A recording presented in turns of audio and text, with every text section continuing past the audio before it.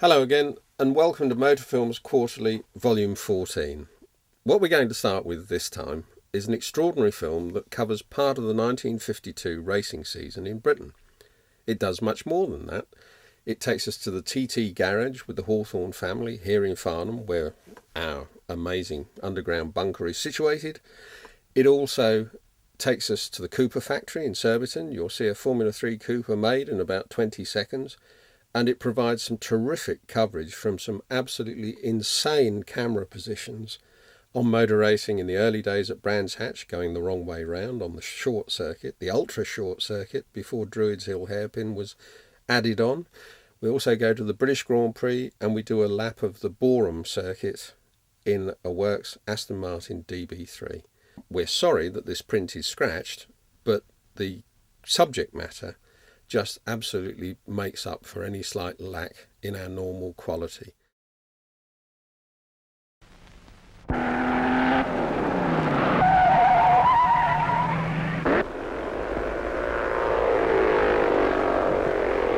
go those feet, and they're sweeping through into Paddock Bend, up and over the crest, the engine-breaking hill.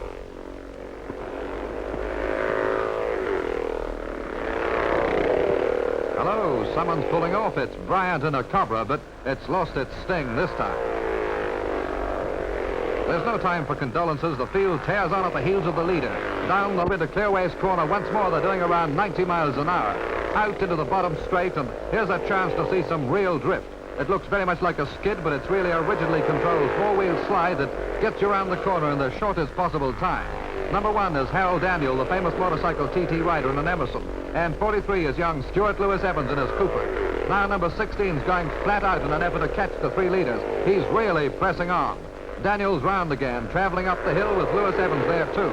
Now he's past him as they drift at top speed out of the top paddock bend, both really traveling. Out in front of them, the leader falters momentarily and they take him. Lewis Evans now leads the race.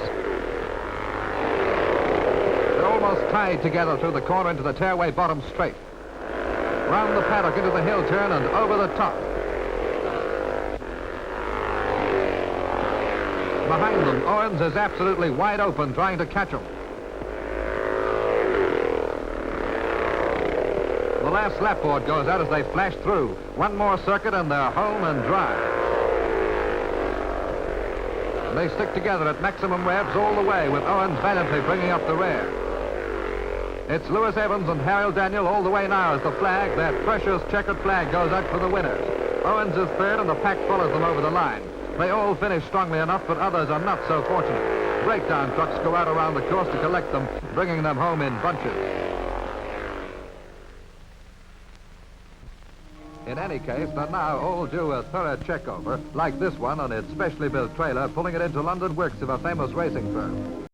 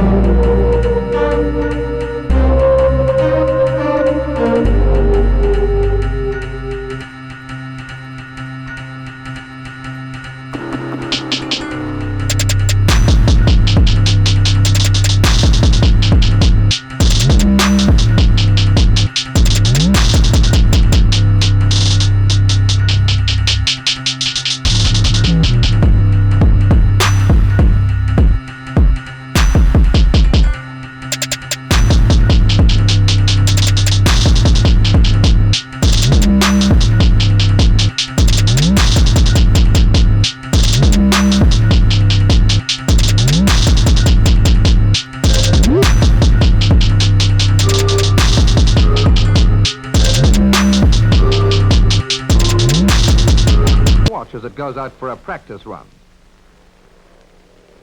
The two drivers recently held records each in this car with a top engine size of 5 horsepower. It will do well on the way to 200 miles an hour, and that's really traveling. See how low she sits on the ground, giving great stability, but with still a clear viewpoint for the driver, and there she goes.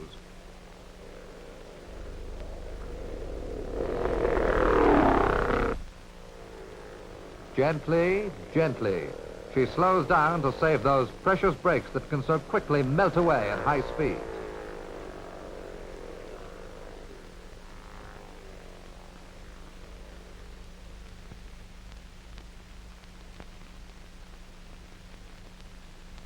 Let's tuck it away once more in the dark efficiency of the garage.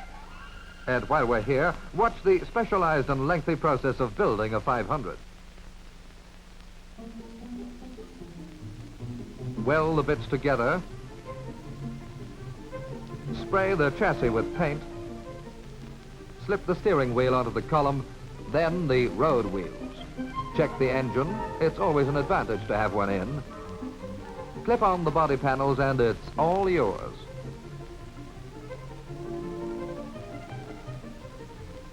A few strong citizens to lift her down and your racing car, sir.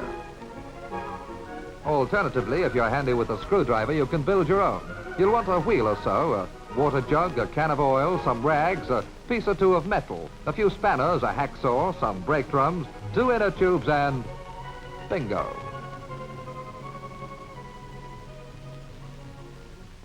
Ken Smith, the well-known and expert driver, poses for a cuppa and admires his handiwork.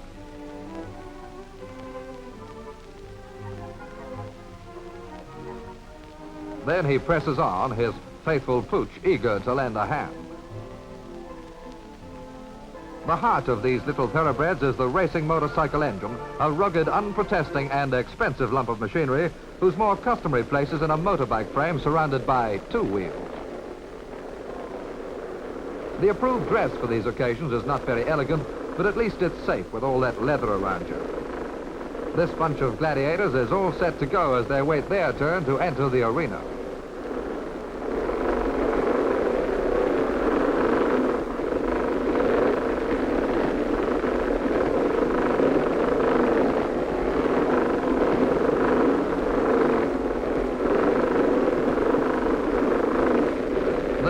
Style start is the running or bump variety, the object being to run alongside the bike, then snap in the clutch.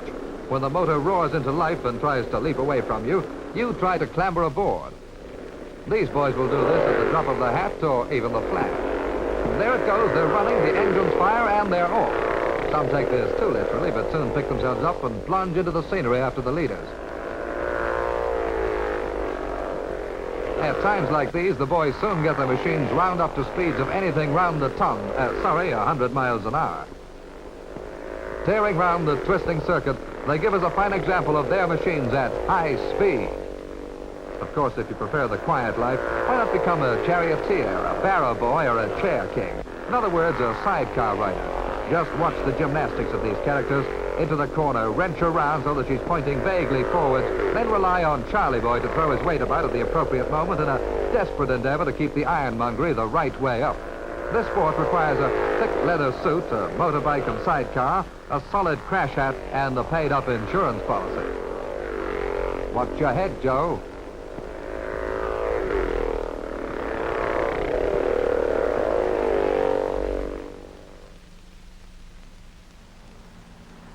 But perhaps you'd like to try a trip round one of these race circuits yourself. Here's Pat Griffith, Empire Trophy and 9-hour race winner at the wheel of the famous Aston Martin DB3 on Boreham, the fastest track in England. Will you have a go? All right, let's get in. That's it. Now settle down, hold tight, brace your feet well, and we'll ease her away. Gently down the straight as we snick through the gears into top. Then down goes Pat's foot and we start traveling. Into the first corner. There's a bit of a slide and we're away, through on the straight leg. We're really motoring now as we approach the next bend at over 90. Watch the distance boards at the edge of the track to help the driver judge his line. Change down, accelerate hard, and we bellow round. The buffeting is tremendous at these speeds.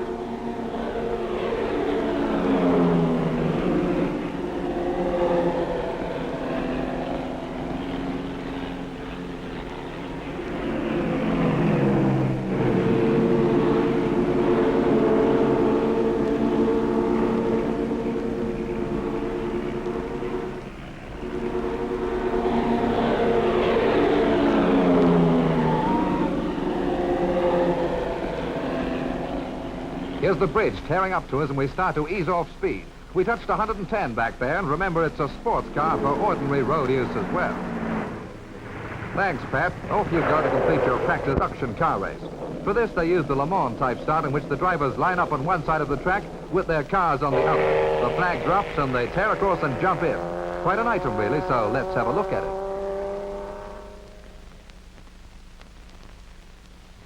They are ready and waiting as the track is cleared. On the off, the drivers leap for the vehicles. Here's Stirling Moss piling into his Jaguar. You must open the door, no jumping over, and he's away.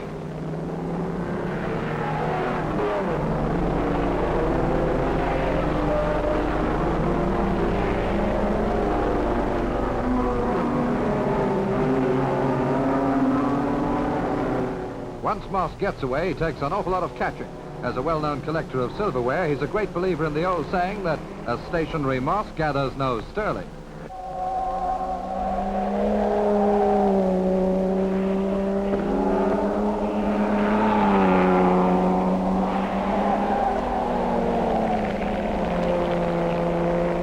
Further back, the party's really warming up now, and a lot of jockeying for positions going on.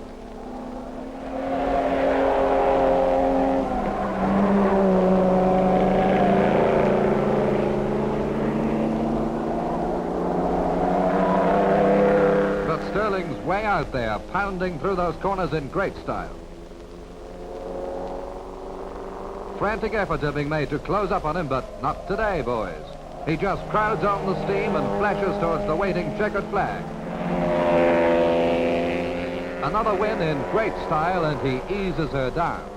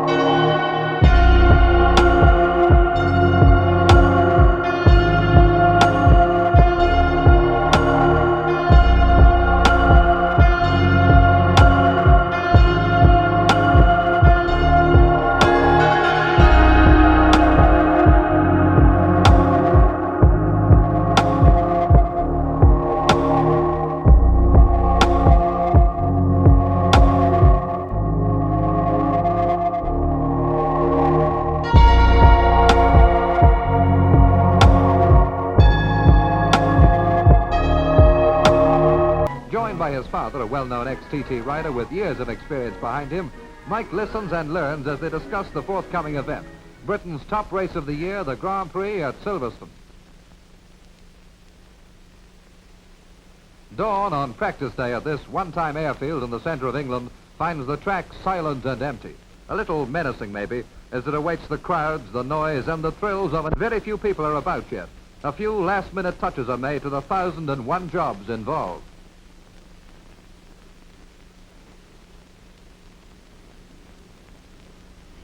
Carpenters, labourers, painters, all combine to make this the most impressive meeting in the racing calendar.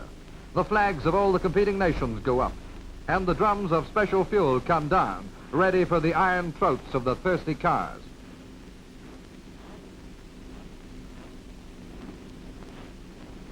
Tire experts are about early, fitting special sizes for each type of competing car.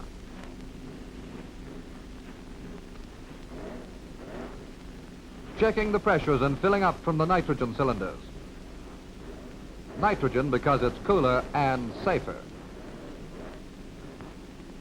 Now early arrivals are joined by the beautiful workshop vehicles of the BRMs. Two huge black trucks with the badge boldly standing out in the morning light. This is just about the last major public appearance of these Formula One cars under the banner of the father of the whole project, Raymond Mays, who put years of hard work into his dream. A British car to beat the world.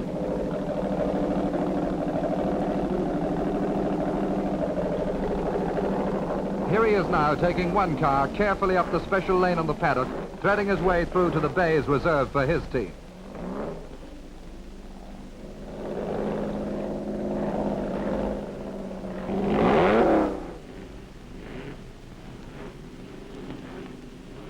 The engine is about the same size as an ordinary family car, but 100 times more powerful. The 16 cylinders mean fantastically high engine speeds and the whale of a lot of plugs. There's really an awful lot of engine under those cowlings.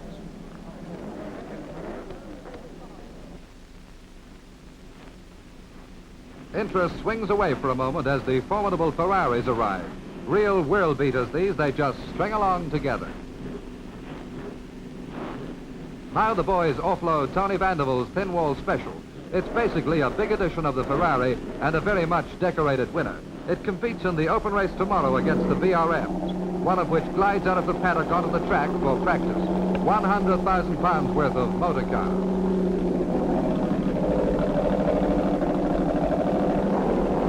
Ken Wharton's already done a few laps and the other one trying to get a fast time to qualify for a front position on the starting grid. When he's back, teammate Gonzalez gets ready.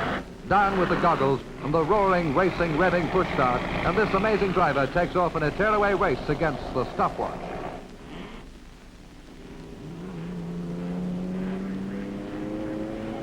But no matter what speed you do, nobody goes to the starting grid unless the scrutineers are satisfied with their car. They practically tear it into small shreds, examine each part and leave it to you to knit together again. Friend Hawthorne brings his car along for checking.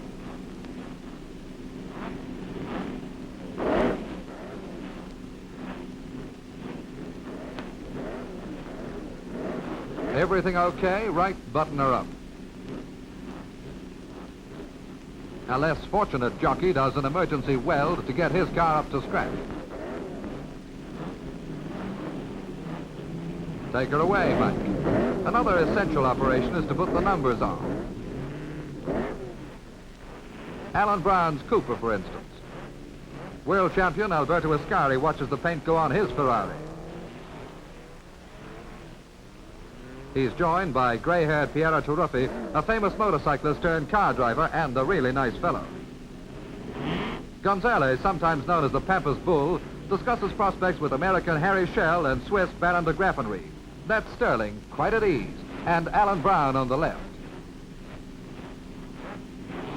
Italian ace driver Giuseppe Farina wets his whistle and leaves the other half for later. There's Prince Beer of Siam driving for France tomorrow.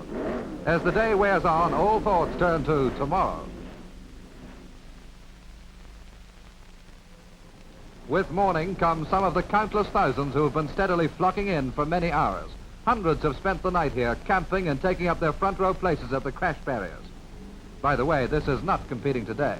The car park is full of old friends. This 1914 Prince Henry Vauxhall, an Edwardian Lanchester, and this stately-looking pair.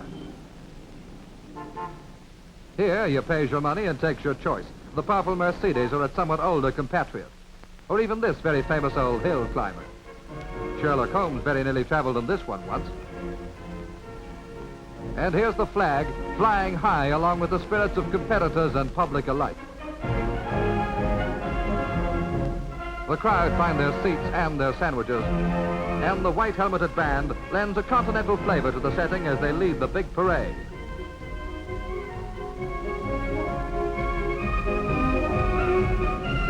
Here are the Ferraris with Ascari, Farina, Turuffi, out to beat all comers. And amongst the big field that follows is Mike, one man against the superbly organized Italian team. Quite a task for a 22-year-old. See the famous bow tie?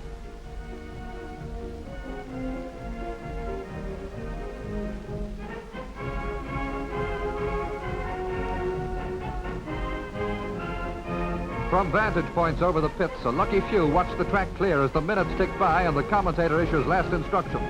The clock of the course sets out and seals the track to all but the racers. Time's getting short. We're really jumpy now.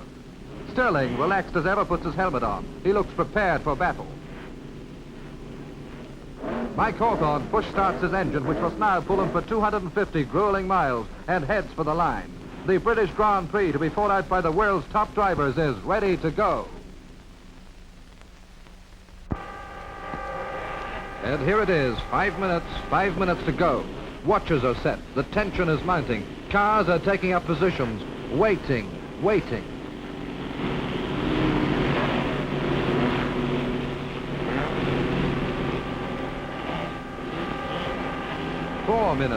4 minutes and engine starters are plugged in.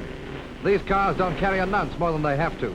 Words of wisdom from all sorts of people. Photographers, pressmen, mechanics, various officials, and all the odds and sundries of motor racing are trying to help.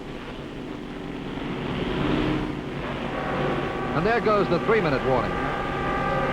Alan Brown dons his crash helmet, jockeying for the exact position on the grid. More words, pieces of chewing gum, friendly pats on the back. They all form part of the pre-race minutes. 2 minutes to go. More starters in. Everything hurried. A carefully controlled panic. 1 minute.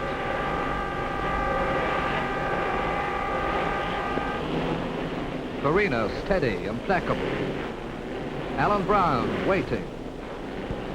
Hill climb champion Ken Wharton is in both races today. Sterling Moss. Alberto Ascari about the world's top-notcher.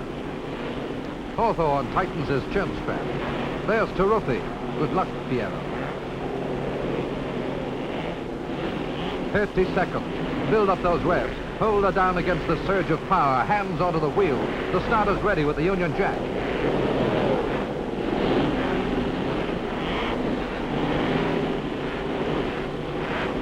"15 seconds. The flag is up.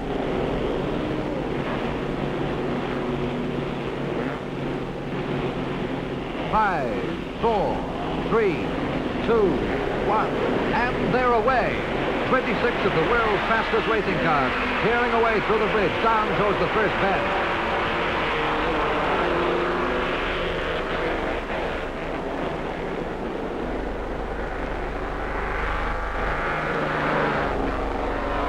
Tough corner, hard right-handed, and they dash on down to Maggott's Curve. A long corner, this.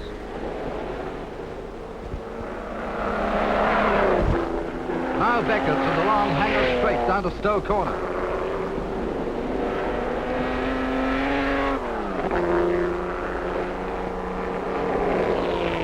The crowded South Grandstands get their first sight of the might and speed of the Ferraris as they sweep through this right-angle bend.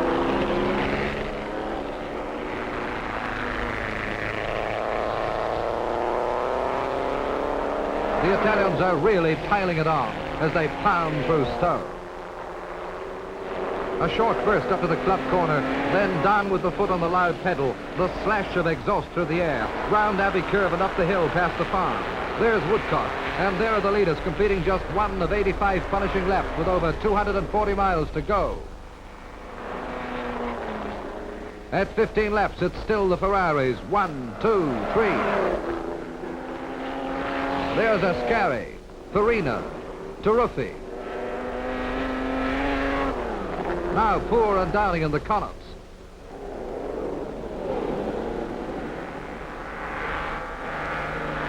And 6th, Hawthorne. At 21 laps, Hawthorne's moved up past Downing. Still those Ferraris batting it out there in front. 1, 2, 3. Can they be split? But Mike's closing in, and together with Poor, they force Farina back.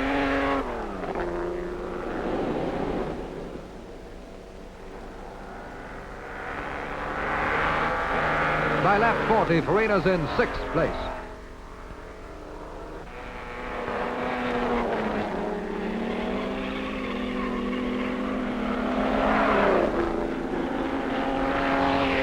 But the grueling pace is taking its toll.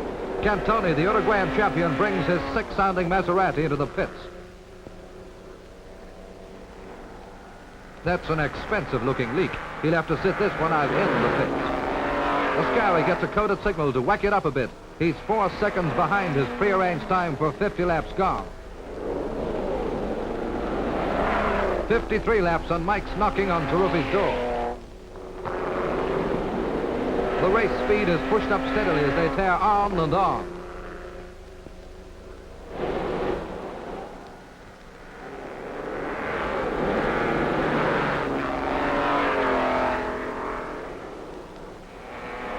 At last, the checkered flag goes out for Ascari, famous son of a famous father. Now Taruffi. And Mike right behind him, a very good show indeed. A word of warning, though. These thundering monsters go crashing through the... Oh, well. Anyway, it's a great way of racing. Pile on coal, turn up the wick, and off you totter.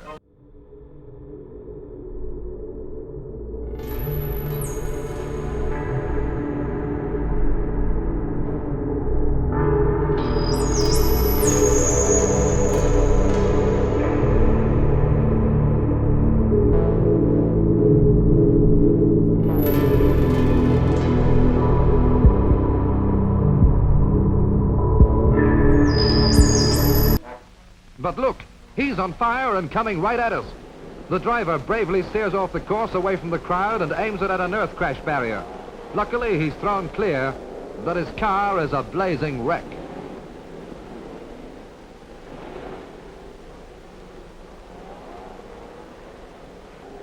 Now for the Formula Lead, the open race. Wharton's on the grid in one BRM, pitted mainly against the big-size Ferrari. But Turuffi in that thin-wall special isn't waiting. He jumps the gun. The flag falls and the pack follows him. Turuffi penalized 30 seconds, but his eagerness has got right away.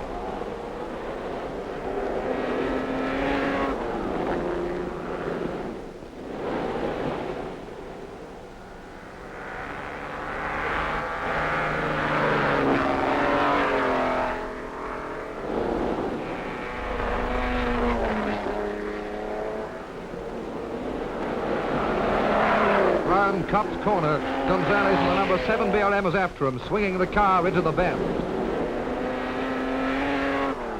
There's Wharton, number 8, with Bira in the Italian Oscar right on his tail. But the burning pace can't last. Gonzalez comes in, his steering gone after a crash. The bonnet comes off. A signal goes out to Wharton while Raymond Mays waits anxiously.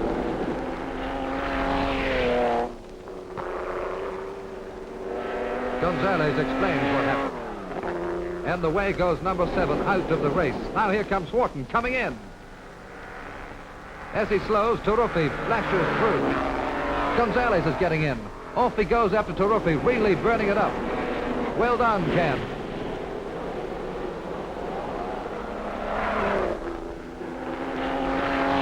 Gonzalez is doing all he knows to get up alongside Turuffi.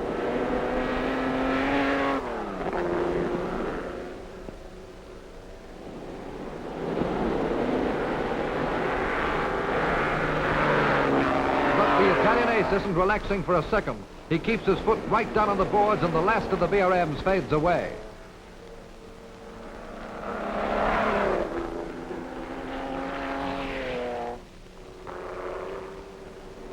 The flag goes out for Turuffi and his British-owned car. What a day for the Italian drivers.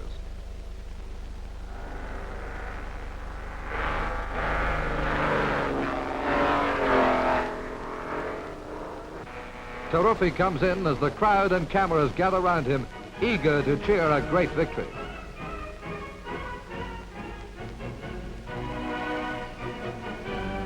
The chamois leather he grips in his teeth acts as a shock absorber and also gives him a bit of refreshment. A great big kiss from his wife. And he's very rightly proud of his achievement as compatriot and teammate Ascari joins in the congratulations. But Britain looks to a young aces such as Sterling Moss and Mike Hawthorne to gather the laurels of victory in the future in this most exciting of all sports, motor racing.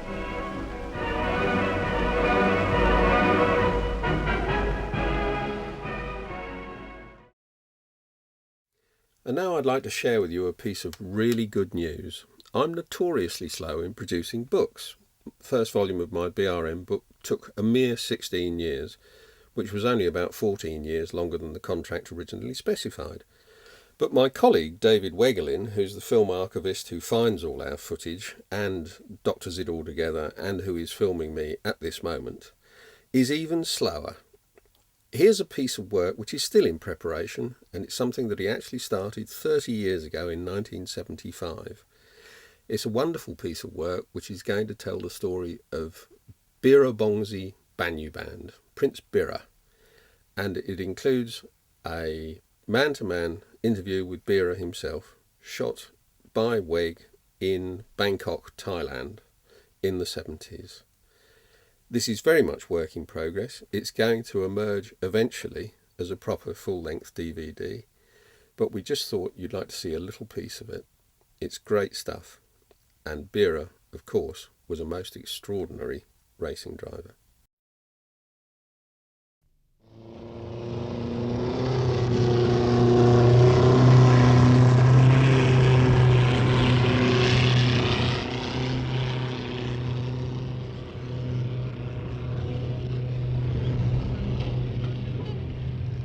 I'm Prince Birabongsi Banyu Band, but 40 years ago they used to call me B. Vera.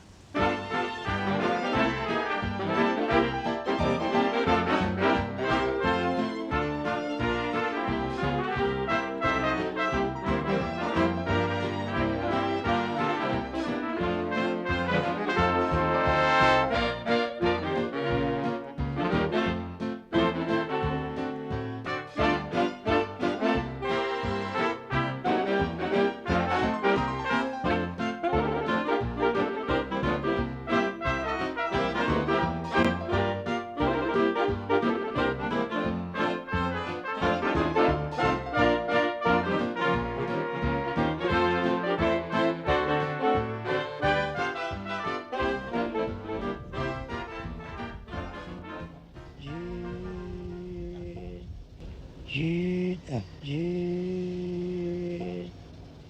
What is it? Okay. So, the bust of myself, I did self-portrait in 1936 with the help of my master, Mr. Charles Wheeler, R.A. And with this bust, he was so pleased, he asked me to present it into the Royal Academy, and it went in there for sure. I must admit that 5 minutes before I sat down in a car, I was usually very nervous. Nobody could talk with me. But as soon as my bottom touched the seat of a car, I became part of the car.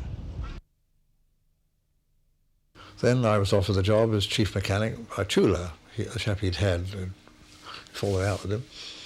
And so this seemed to be a good bet. So I went with them at the White Mouse Garage in Hammersmith. And this is probably the best thing I ever did, because it was the best organised motor racing team in this country without any doubt at all. And Chula, as you probably know, was quite an important gentleman in Siam, and was really a superb manager. And it was simply run on the way that he managed the whole thing. He said what races he wanted to go in. He said which cars he wanted for what races, and told me what he wanted. And if I said, I can't do it, he wanted to know why. And if he said we can do it, then we had to do it. And then I tested the cars myself.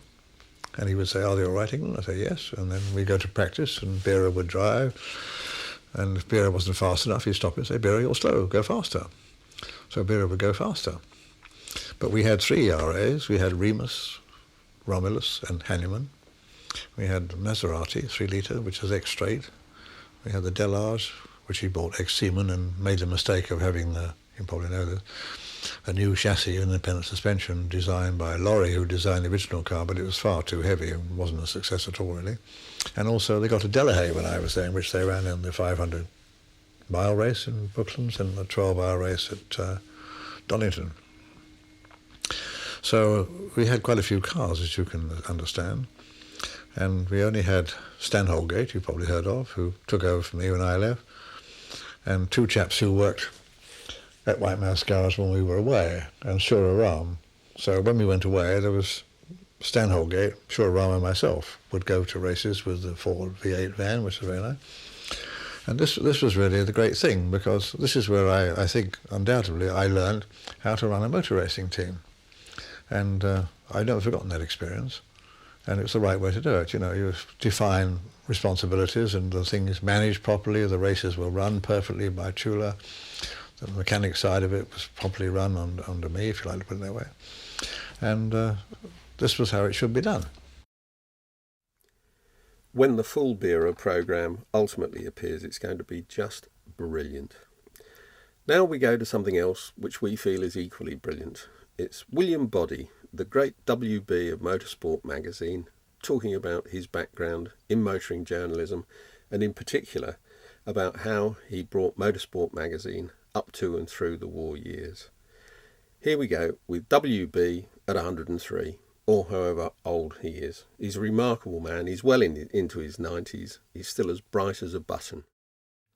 I dislike the police enormously. I did lots about the police who prosecuted motors for no reason at all. I've done it again recently, about the woman with the apple, eating an apple, and chased her with a helicopter, done to the piece. I call it the apple woman.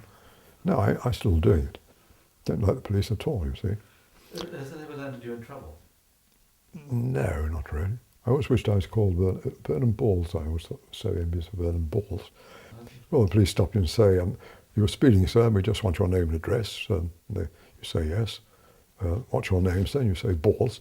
Now, look here, sir, we don't want any trouble. We'll ask you again. Just be reasonable. What's your name, sir? Balls. Now, look here, sir, we'll ask you a third time, and then we're taking you away. And you say, ask me. What's your name, Mr. You say, Balls. They take you to the police station, and you say, I want my solicitor now. They say, what for? I'm in the police station for no reason whatsoever. You don't take people to the police station for speeding, do you? No, but you wouldn't give us your name, sir. I said, you said that. I want my solicitor. The solicitor, unfortunately for you, for the police, this is Mr. Vernon Balls. He usually calls, wouldn't it be marvellous? I can think of nothing better. Wish I'd changed my name years ago. Well, I'll tell you another story. They had a day press pass. There's so many stories. I had a press pass for the meetings, you see. Right. But, so I went straight in, showing a pass and straight in. But one day I came there, the chap knew me by then, you know, hello Mr. Body, in you go. And I was in my Austin 7, driving down on a weekday to see the practice and that sort of thing. Chap at the gate stopped me, so Mr. Bradley, who was the clerk of the course one shot. God, what have I done? Straightened my tie, combed my hair, you see, and went in and went up, knocked on his door. And I'd written a thing, yes, to earn some money, I'd written an article for the autocar. Do you remember a man called Brettel? He had an Austin 7, he went over the top of the banking. He'd written this thing, Brooklands is terrible. Nothing is right, the food is bad, the extras are bad, the racing is not very exciting. So I thought, I can earn a bit of money there. I like Brooklands. So I read, Brooklands is all right. You see, and this appeared WB at the bottom. So Bradley got onto the autocar and said, who's WB? They said, Mr. Body. Oh, he said, oh, he's got a pass from us. So when he comes in, he told the chap on the gate to stop me and say he wanted to see me, you see. So I went in and he said, you wrote this article in the autocar. Absolutely splendid, he said. Just the shot in the arm we needed. What's that pass you're wearing? I said, it's my day pass, Mr. Bradley. Oh, no, he said, and he rang a bell and he go, give Mr. Body a season pass. So Brooklands opened before me, you see. Then he said, when you want to take her on the track, he said, no need to ask old Ken on the gate, just say Mr. Bradley knows you, just drive out. In fact, you'll go out today if you like in the car you've come in. Luckily, I'd hidden my Austin 7 out of sight, see, because he thought I had a Bentley or something. So, but there you are. So Brooklands opened out for me like that, you see. I couldn't do any wrong there. Oh, he had offices in City Road because he printed stationery and stuff, you know, diaries and calendars and that sort of thing. T. Whitten and J. Mead. Had a big picture of T. Whitten, who was one of the directors in his boardroom. He had the biggest boardroom table you've ever seen. It stretched from there to there, and there's only Mr. T to sit there. So his Body was the editor who sat there. T sat there, goes. When Jenks came, Jenks was there and the Bod was there. Then he had a few more staff, they were there, and he was the other end of the boardroom, this huge table. I mean, one of the things he did, he drove me up to Bowness once, all the way to Scotland. One thing he'd like to do is drive on the wrong side of the road, the other man began to flash his light and blow his horn, then he'd swerve away like that and accelerate so he'd get the number plate. I thought, oh yes, he said, isn't it amusing? I said, it doesn't amuse me very much. Oh, you'll get used to it, boy, he said. You know, he said, my sons don't like it very much, but they're getting used to it. Literally. You go on the pavement anywhere in London, you go on the scatter anybody. You know, in Covent Garden, you'd have sort of, you know, people overall saying, oh, I'll get you, you bastard. You scatter the whole lot, blows all. I thought, no. You never went, ask anybody, they said, we never go Mr. T, if we can possibly avoid it. Oh, he was lethal. Now when the war came, T said, oh, well, that's it, Bill, you know, we're going to finish. He was just paying off the printers, saying it's all over. And then I said, why don't we go on? He said, what are you going to put in it? Supposing this war lasts for 10 years, instead of 4 years, like the last one. I said, history.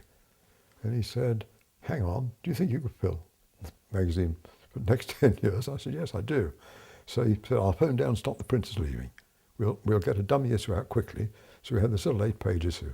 The editorial, I put it is war, but we intend to go on. He ran all through the war, you see. He paid me £1 a week then. So although I ran it through the war for £1 or £2 a week, I had to do something else. So first of all, I played for ARP, which is a hoot.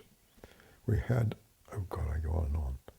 Half of this mustn't go in, but this will amuse you. Yeah.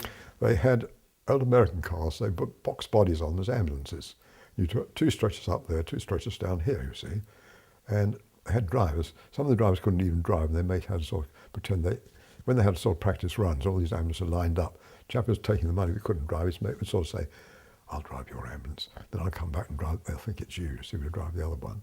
So they got, but I could drive past any of them, you see. So, and then one day they said, we're going to have a real serious practice today. We're going from, I think it was in Wimbledon, the depot. We're going from Wimbledon about 8 miles out to the country to a hospital. And we're going to take dummy patients. The nurses are going to be volunteer patients. They'll be marked up, broken leg, chest trouble. They're going in the stretchers. And you've got to get them there as quickly as you can. Of course, to me, that was a motor race. And so I got in this thing, still smelled of paint, this wretched American thing, boxcar. Long corners it did that, you see. I put you in the picture. So I was going across Clapham Common. There's a tram there, people getting off the tram. Another tram down there coming here. So I passed both trams on this side of the road. Well, I mean, it was an official run. I was covered, wasn't I? Police stop you, say, no, I'm doing a very important job, officer. My governor back there will tell you I've got to get these poor casualties to the hospital. You see, so I thought, so we dropped, and then when I got to the hospital, all the nurses on what do you call it, not leave, off duty, were sitting on the various walls on this long drive up to the hospital to see the ambulance arrive. Well, it was like a speed trial, so I changed down to bottom and second, roared up there, that you see, and I drew up, locked the brakes outside, blew the horn, said blow the horn when we get there, and somebody come out and help the girls out, you see. Well, they're going to be laying on the ground and we bring out stretchers because they had dummy casualties and take them in. Mine didn't come out, they were all being ill. Yes, really. They said, why, come out girls, Mr. Body's here now, come out girls. And I said, so I said, well, you asked for casualties. So I said, they're not dummy anymore, are they? So I wasn't very popular when I got back. He said, you drove far too fast. I said, you told me to drive faster. He said, not as fast as that, you bloody idiot. He said, the girls are ill. I said, well, they'll all recover, won't they? Not seriously ill. I said, I enjoyed myself enormously. He said, enjoyed yourself, he said. It's a serious run. I said, no. But I got them there first. The other ambulance arrived about 10 minutes later, you see. I did enjoy that. So that was a job I lost. The great W.B., who was in long trousers long before Otto first rode his cycle. What we've got next is a very rare rally film. It actually covers the 1960 Acropolis rally in Greece, one of the toughest on the entire calendar. Enthusiasm for motorsport in modern Greece is unrivaled in Europe. The rally, under royal patronage, has won itself major international regard, for here is one of the few survivors of the good old rallying tradition. No tricks, no maximum average speeds, just good, hard, rugged going. Minimum averages of up to 50 miles an hour to be maintained between controls, and 60 non-stop hours of it to test your stamina. This is the stuff that appeals to the Roots Group team as their manager, Norman Garrett, leads Peter Harper to the line. Already this year, once again, the partnership of Harper and the Sunbeam Rapier have headed the list of British competitors in the Monte Carlo Rally. This time, Peter Proctor shares that distinguished wheel. Representing the British Racing Drivers Club, as well as the Sunbeam owners, Les Leston and Peter Jopp once more are together. And the Roots team is completed by the local lads, Felinas and Motsopoulos, known for obvious reasons as Nick the Greek and Friend. Meantime, but when it comes to setting off on a rally, Athens is just about as fraught with hazard as any other city. The idea of getting shunted by a local taxi in the first mile is a terror not to be borne. The route of the 1,875-mile journey was very similar to the previous itineraries which have won fame for the Acropolis Rally. An opening phase of 900 miles from the two starting points, Athens and Trieste, converging on Serai in Macedonia. Thereafter, a common route south again, through the mountains of central Greece and into the Peloponnese.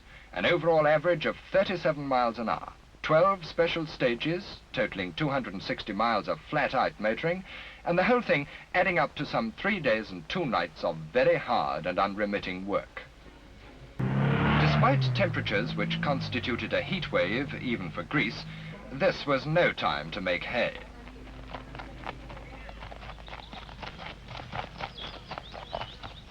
This year's Acropolis was international in every sense of the word. More than half the 65 starters were visitors to Greece, and of this foreign entry, more than half again were British. Number 27 there is John Sprinzel's works entered Healy Sprite, which was destined to climb a tree, throwing Sprinzel, who was asleep at the time, through the windscreen, for it would be foolish to pretend that this sort of event, which tests car and crew to pretty well the ultimate, is entirely devoid of hazard, as Les Leston and Peter Job would not be slow to testify.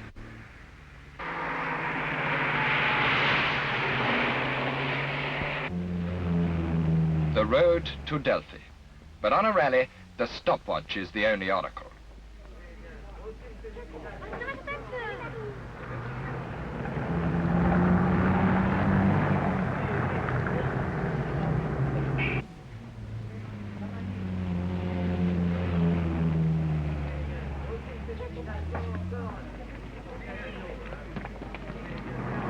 At every town and village along the route, the crowds were out in force to cheer competitors on their way.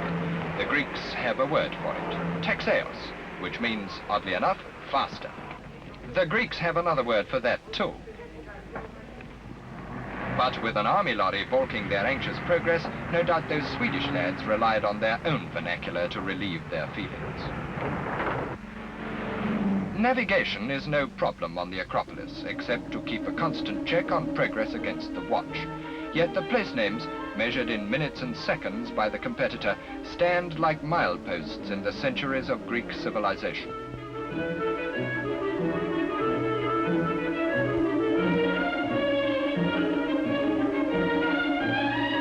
Harper and Proctor are getting into their stride. Leston and Jopp wonder when this rally is going to start to become difficult. But they've not long to wait. In the mountains near Bralos, north of the Gulf of Corinth, the road surface deteriorates to provide a preview of conditions which were to get steadily worse during that first night, causing several retirements and accidents, though no one was seriously hurt.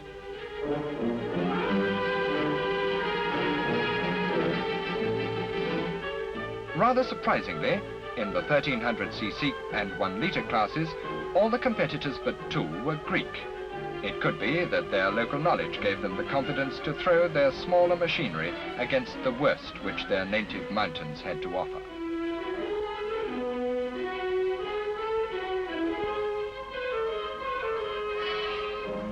Well, why did she?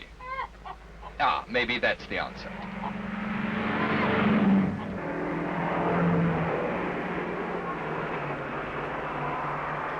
In addition to the Roots Works team, this Greek-entered Singer Gazelle was running well in the unmodified 1600cc class.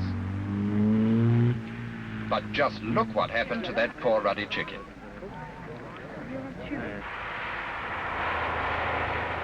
The rally route has wound its way out to the eastern coastline. This is Thermopylae. The memorial marks that battlefield where 300 Spartans defied the Persian hordes. Yet to competitors in the modern marathon, it's just another control along the way, and Harper and Proctor continue on their own Spartan journey towards the north. Fellinis and his partner follow their teammates on the road, which is as familiar to them as the embankment to a Londoner or the Golden Gate to San Franciscans. On this rally, there were no secret checks of any kind. Time made up could be whiled away happily outside the control. But making up time was often almost impossible and sometimes quite.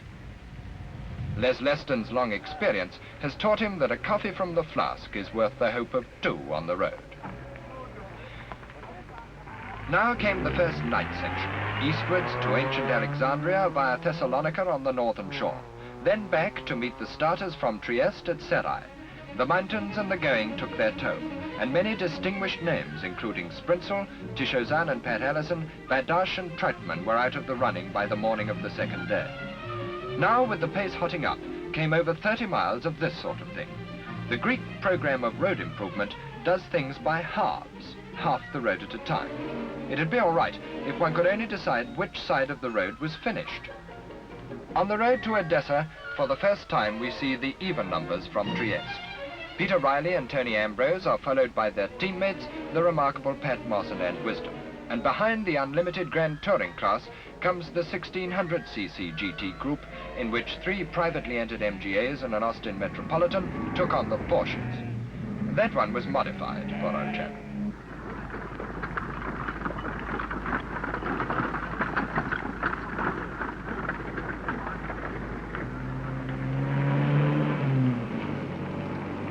Here's an interesting point.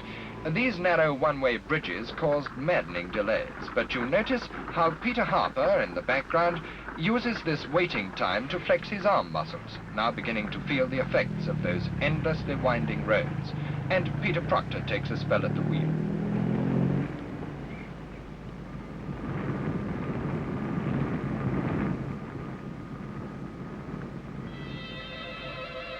Mountains, narrow bridges, roadworks. But here's something which had even the most experienced competitors literally rubbing their eyes. They christened it the dust-making machine.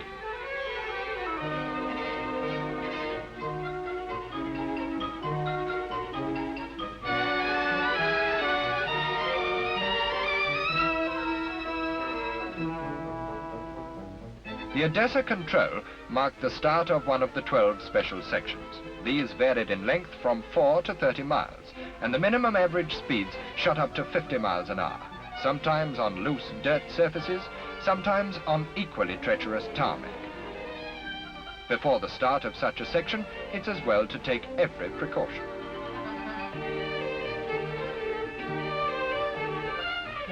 Theoretically, the roads were closed for these ultra-high-speed dices. But there's always the exception that proves the rule. Harper and Proctor, with the leading Rapier, were among the 14 crews at this stage still clear of penalty points. But this is the last we see of Les Leston and Peter Jopp.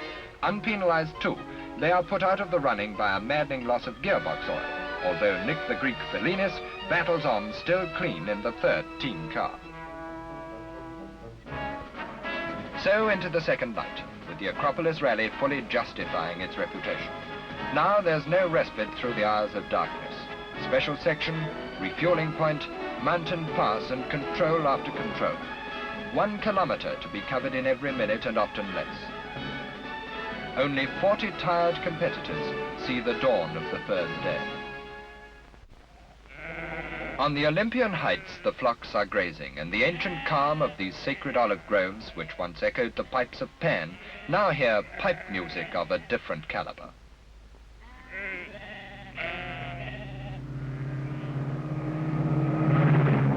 Kingsley and Cronidis now led the Grand Touring class as well as the Rallye cavalcade, for Pat Moss and Ann Wisdom had rushed up the wrong goat track and broken their chassis, car, not personal, and Peter Rallye had gone over the edge in a major way, but without serious injury to him or Tony Ambrose.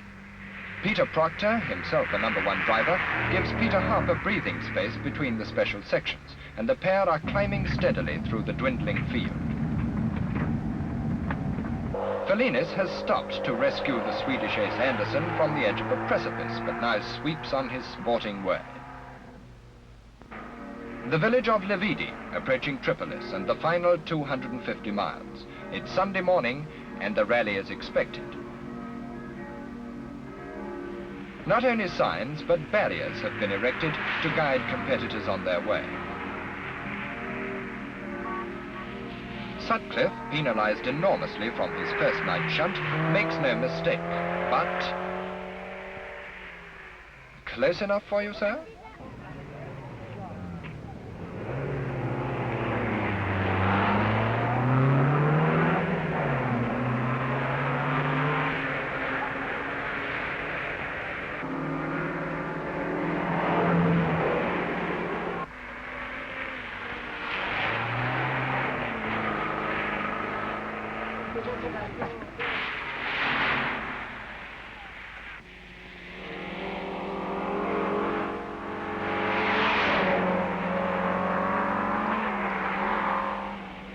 This final phase, as fast as ever, was worrying for the tiring drivers, despite the enthusiasm of the excited population.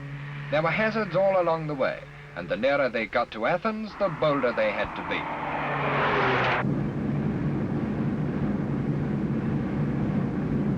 At Tripolis, the signposts pointed left for the capital, but not for competitors, the shortcut home.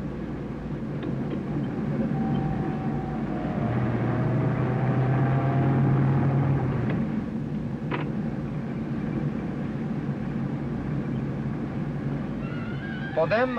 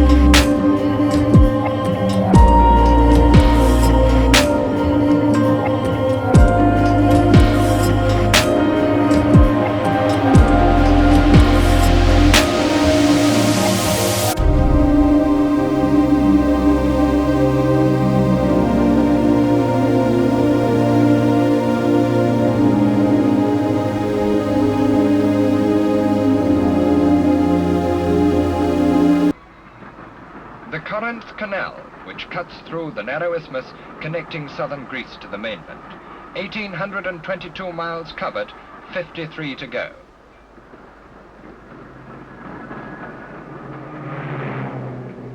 Ahead, at the final control, the clocking off machinery is being installed, and for once the officials have time on their hands.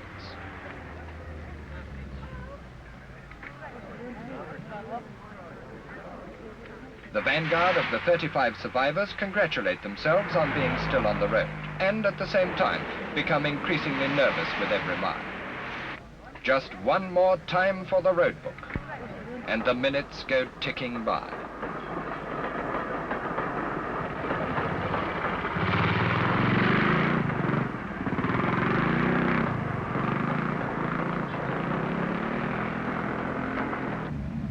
But now at last, the final run in, and it's a desperate dash along the coast road to Athens. Still winding, still treacherous, almost unbelievably beautiful, but hard light for tired eyes, hard work for tired hands, and a hard hammering for already overtaxed machinery.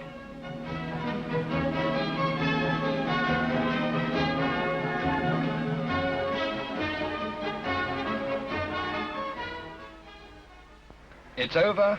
Applause, and that immense feeling of relief that only those who have driven in a rally of international class can understand. No welcome is more appreciated, no drink more welcome.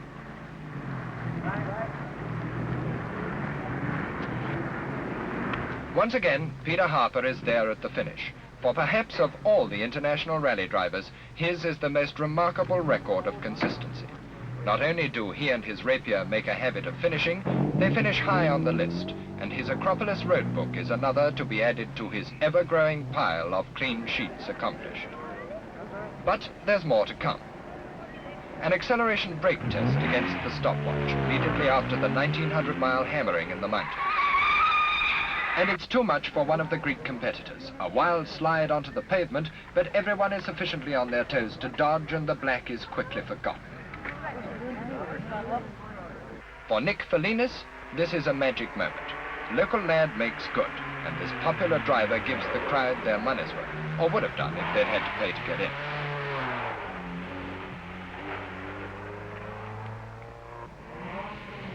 Next day came the final tie-deciding test. A flat-out blind, all in together, boys, for half an hour round a bumpy 3-mile circuit on a disused airfield. Perhaps it was just as well that only 35 competitors finished the rally. And even so, this had the makings of a first-class free-for-all as Peter Harper gets well away. At the first bend, Schock leads with the big Mercedes. Anderson's and Mrs. Rosquist's Volvos follow, and Harper is fourth and trying.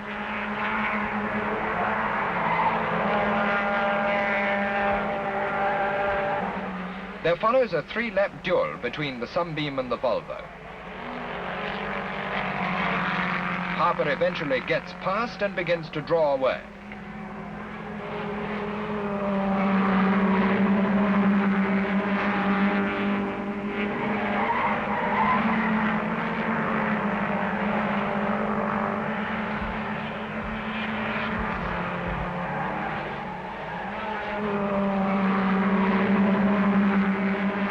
At the end of 30 hectic minutes, the checkered flag goes out, and then comes a somewhat anxious counting of heads amongst the survivors. As at the start, so at the final ceremony, the Acropolis itself provides an incomparable backcloth to the scene. Deputizing for the king, who is abroad, the Prime Minister of Greece presents the awards. To Schock and Moll, the outright victory. The ladies' prize to the Swedish Rosquist girls, who were 16th, and are a great deal easier to take pictures of than to pronounce.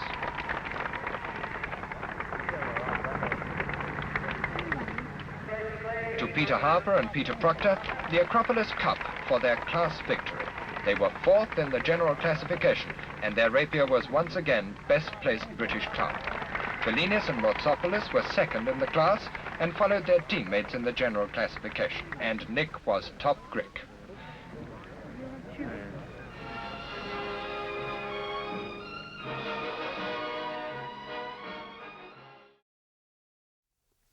And so, ladies and gentlemen, we come to the conclusion of Motor Films Quarterly Volume 14. And we're going to end this time with David Roscoe's wonderful film of the 1967 racing season. He called it Charge of the Fright Brigade, and it was made for the BRSCC's annual film show. The BRSCC organised that year the Race of Champions Formula One Classic at Brands Hatch, and then they returned later in the year for the 1,000 kilometre sports car race, which decided that year's World Endurance Championship. It was, to my mind, the greatest sports car race ever held on British soil, and having organised that race, the secretary of the BRSCC, Nick Syret, retired at the top. I was there partly in capacity as press officer, and it was won by the great Phil Hill and Mike Spence in the winged Chaparral 2F. Here's the whole season, the Charge of the Fright Brigade in living colour.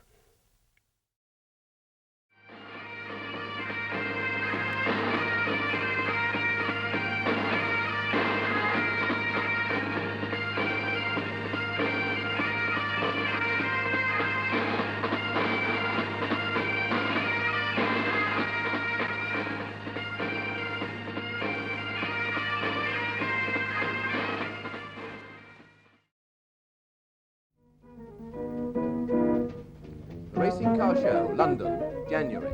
Curtain raiser for the year ahead and the largest show of its kind in the world.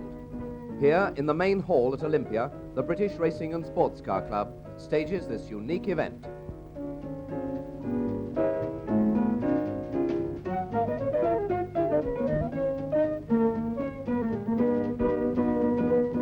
Every type of performance car is on show, from the out-and-out racing to the way-out one-off.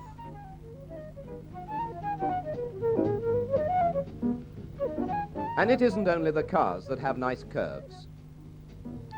2 full-size slot racing circuits, a racing car simulator, and many other sideshows complement the serious business of selling to the racing man. Anything from a roll of checkered tape to a full-blooded Formula One car can be bought over the counter at this show.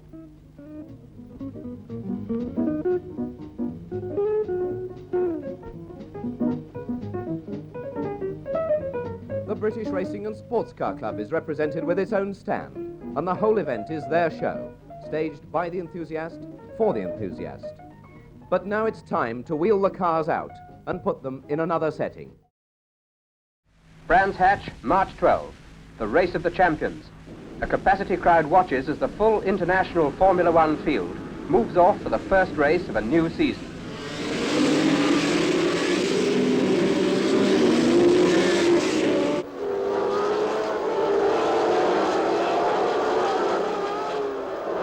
Run in 2 heats and a final, the race provided an opportunity for the enthusiast to see the latest Formula One cars in action, driven by the world's leading Grand Prix drivers.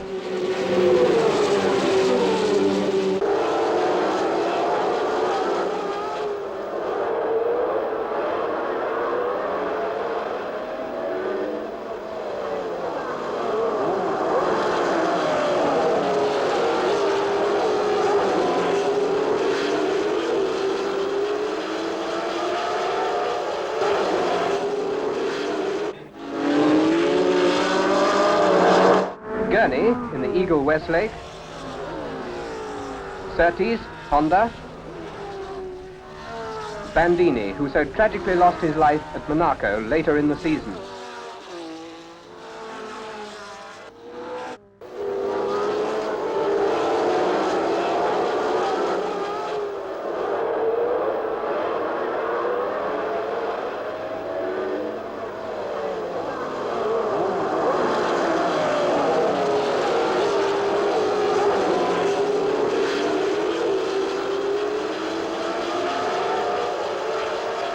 Dan Gurney in Eagle held his lead in both heats and the final, in spite of a dramatic drive by Bandini in the new Ferrari.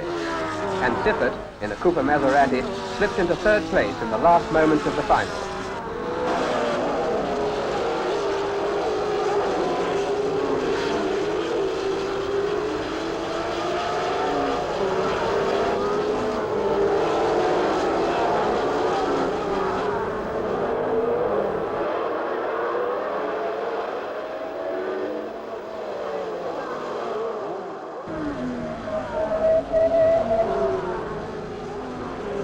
That was Beltois and the Matra, all crossed up at Druid's Bend.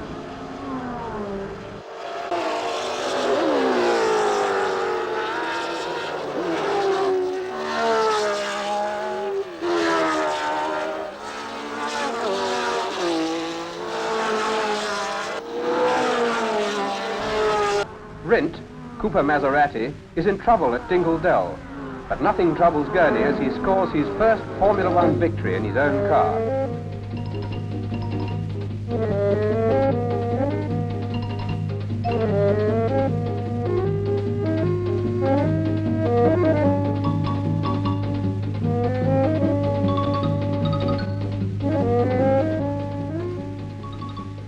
As the saloons come out for their dice, Gurney sets off on his tour of honour.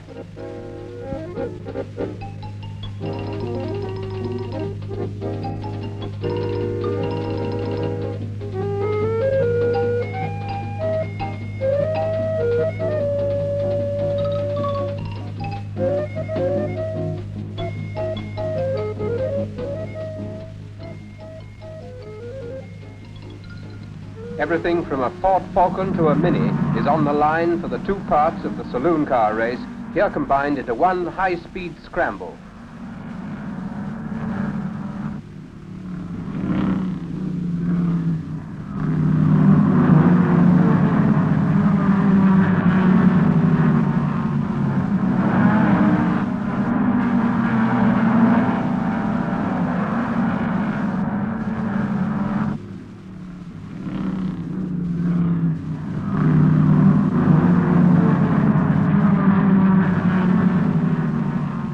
Frank Gardner in the Allen Mann Ford Falcon pulled out an early lead, but the rest of the field was involved in the usual wall of death stuff.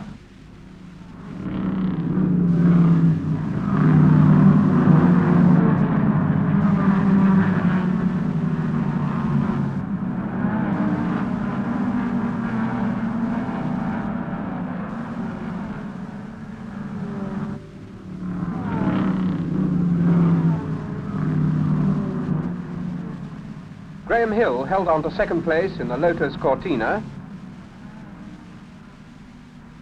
and Rhodes just made it in the Mini class.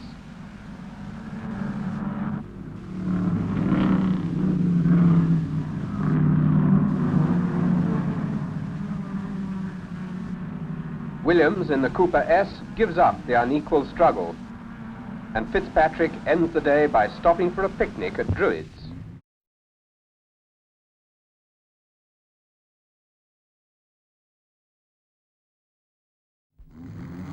Brands hatch, Sunday, April the 30th, and the drivers prepare for a day on the full circuit.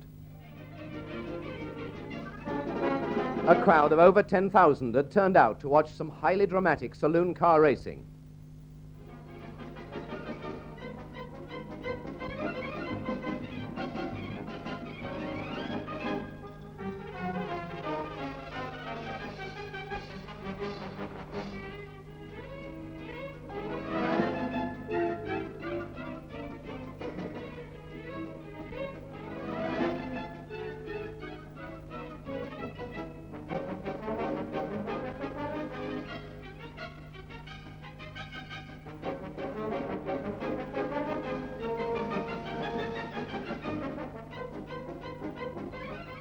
And as the last Mini comes out of hiding, we come to the big saloon car race.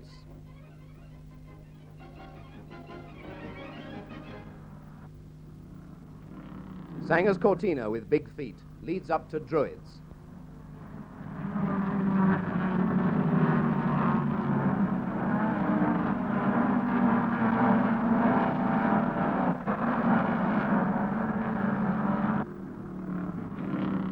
And then there's the usual shuffle at Paddock Bend.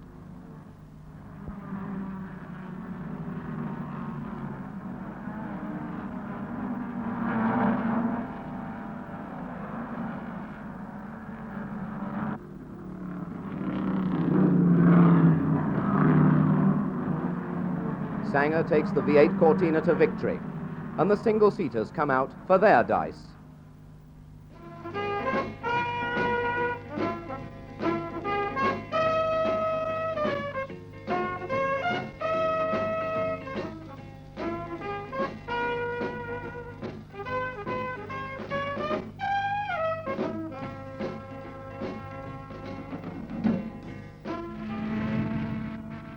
Following the pattern set by the saloons, the Formula 3 boys had their moments too.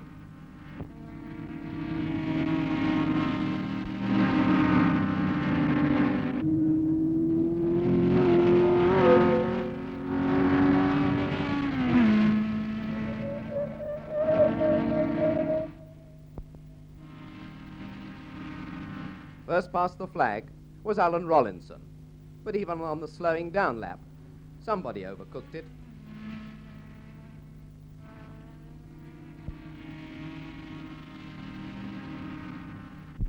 At the end of the day, the breakdowns went out to pick up the pieces. And the other pieces were picked up by the drivers. But that's it for Brands, and we're away north, with our next visit to Oulton Park, where the Northwestern Centre is holding its July meeting. First on the line, the Formula Lieb cars for their 10-lap race.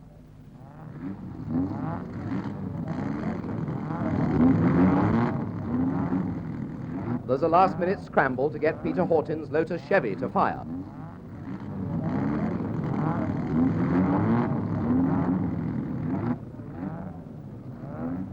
And at 2 minutes to the off, they're still struggling.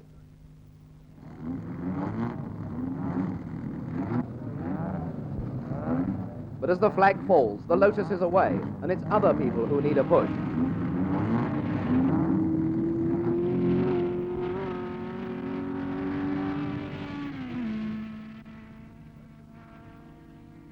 John Bridges was first across the line in his Brabham.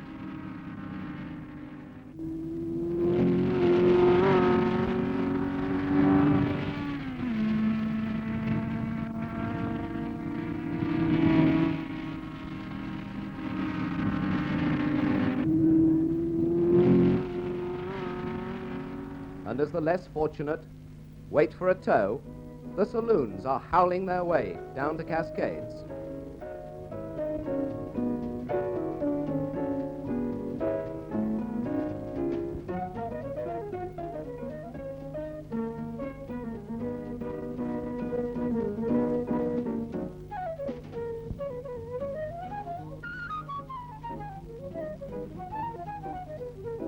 First time round at Lodge, and Barry Pearson is just ahead.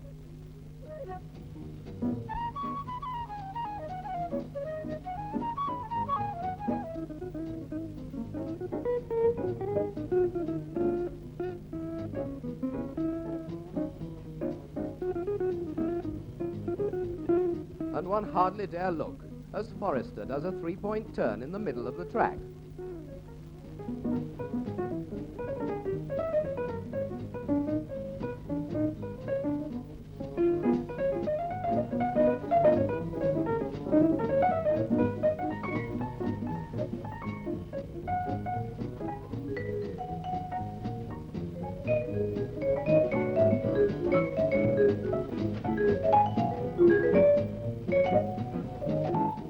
That's Forrester again, and he always takes the same line at this corner.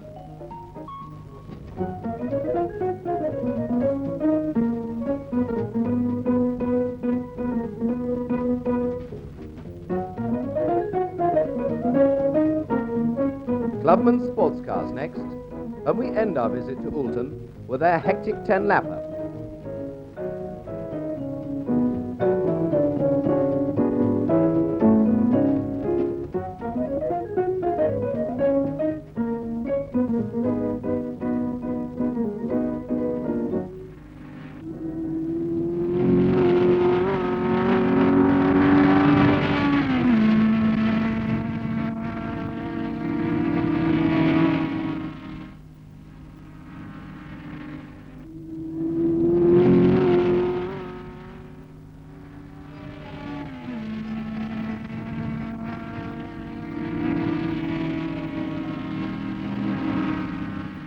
Well, if you think he got it wrong, take a look at the next character.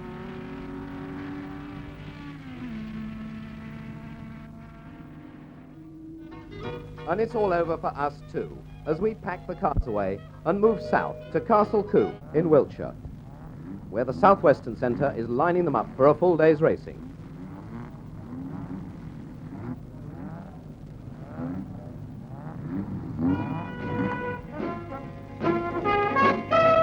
Off the line, Dibley's Camaro was leading the saloon car race, but he had to come through from the back of the grid.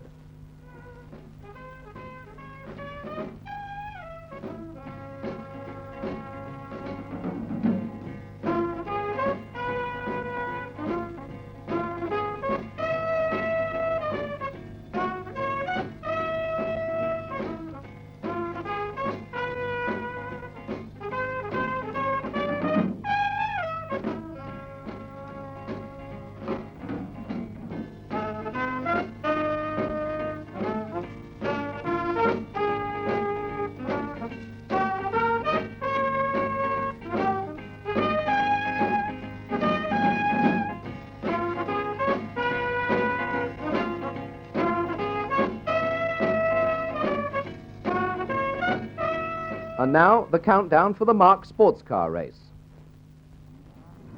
It's the last chance to check tyres, or to have a quick pray.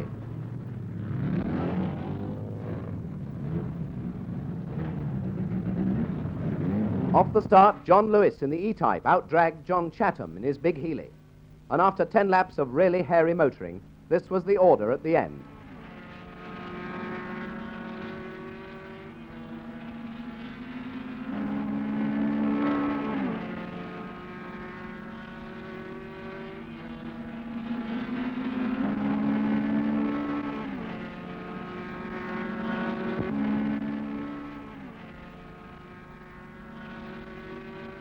But nobody could describe the race as uneventful, as one of the most monumental shunts of all time had taken place at Quarry Bend on the first lap. Mrs. Koenig in her Sprite had rolled 5 times, but without injury. And to see how it happened, let's roll back to lap 1 at Quarry Bend.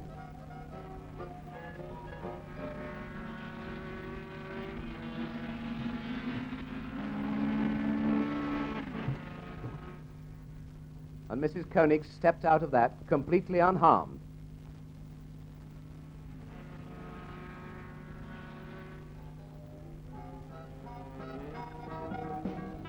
And so we press on with the second saloon car race. Anglia's to the fore, and the Minis are nearly shunting at the start. Jeff Mabbs in a Ford-engined Mini heads the mob off the start. But by Quarry, it was wide open.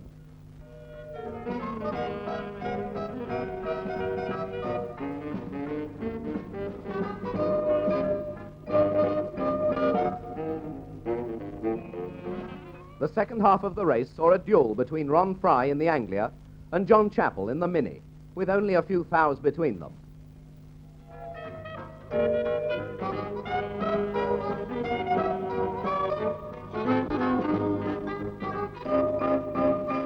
John Chappell was first home, but Ron Fry broke the class record to end a hard day's dicing.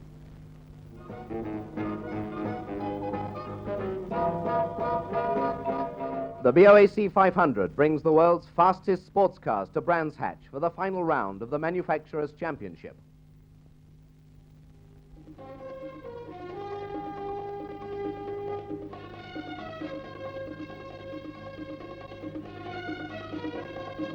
The world's top drivers are here to do battle over the full circuit for 6 hours. Surtees with ex-Ferrari team manager Tavoni. First time in England for the Chaparral. And a full Ferrari works team of P4s out to dislodge Porsche from their 1-point lead in the championship.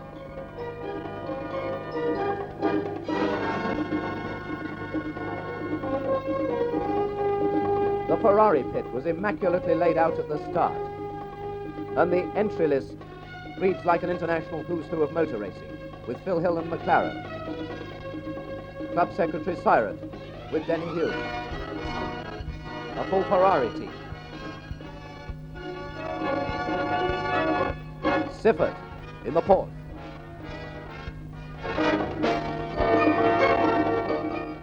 Hill and Rindt, also Porsche, Herman, again Porsche, Westbury, Lola. And as the minutes tick by to 12 noon, the flag is raised for the start of the 6-hour BOAC 500, the first time ever in England for such a collection of the fastest sports cars in the world.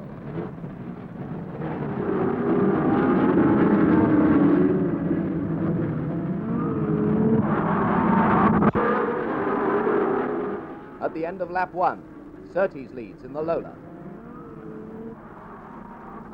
And with 6 hours racing ahead, the pits provided as much interest as the track.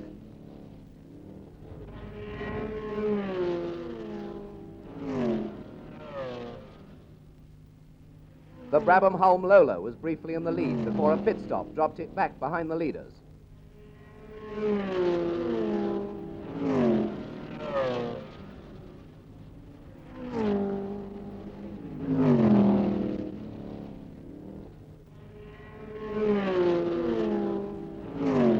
The Chaparral was always near the front and seemed to have the legs of the Ferraris.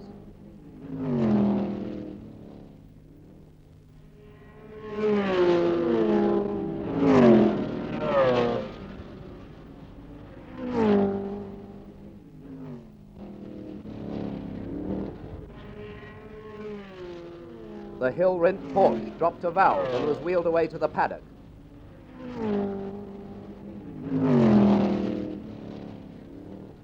Mike Spence and Phil Hill swap places in the Chaparral.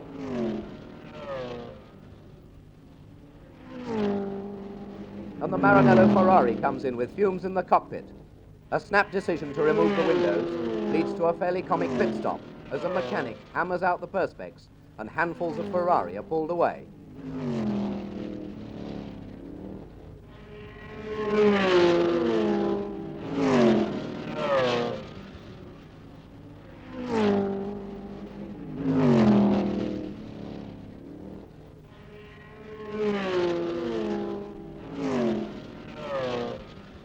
By half distance, the Chaparral looks set for a win. An expensive machinery was dotted about the countryside.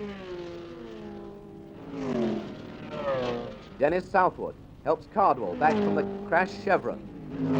And Surtees is racing on with the sick Lola. Now Hawkins has stuffed the work Ferrari at Clearways.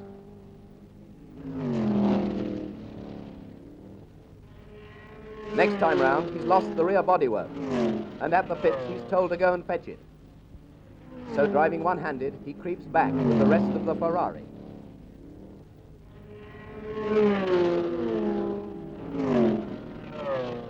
The end of a brave effort by Surtees as the Lola finally expires. And an exhausted Surtees climbs out.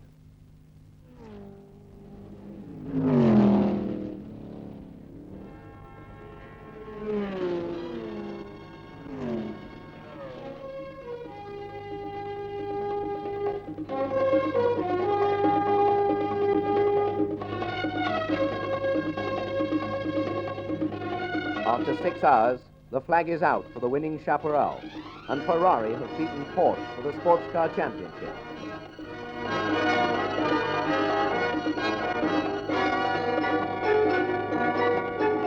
Phil Hill and Mike Spence are tired but happy after their drive in the Winged Wonder. And there's another Winged Wonder.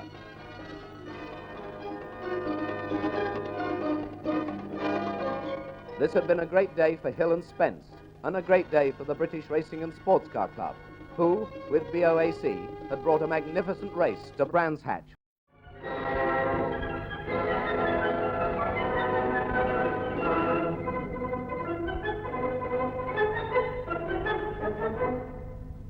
And that's it for another year from the British Racing and Sports Car Club, the club that brings you the best motor racing in Great Britain.